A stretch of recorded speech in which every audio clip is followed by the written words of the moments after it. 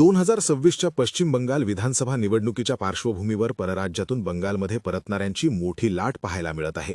विशेषतः मालदा आणि मुर्शिदाबाद यांसारख्या मुस्लिम बहुल जिल्ह्यांमध्ये दिल्ली, मुंबई, केरळ, चेन्नई आणि सुरतवरून येणाऱ्या प्रवाशांची रेल्वे स्थानकांवर प्रचंड गर्दी उसळली आहे। जर यावेळी मतदान केले नाही तर मतदार यादीतून नाव कायमचे कापले जाईल अशी भीती लोकांच्या मनात घर करून बसली आहे। या एका अफवेमुळे परराज्यात कामासाठी गेलेले मजूर आणि नागरिक मोठ्या संख्येने आपल्या गावाकडे धाव घेत आहेत। रेल्वे स्थानकांवर सध्या जणू काही मोठ्या स्थलांतराचे चित्र दिसत असून स्पेशल ट्रेनमध्ये पाय ठेवायलाही जागा शिल्लक नाही। अनेक प्रवाशांच्या मते त्यांच्या नातेवाईकांनी फोन करून ही माहिती दिल्यामुळे ते घाईघाईने परतत आहेत।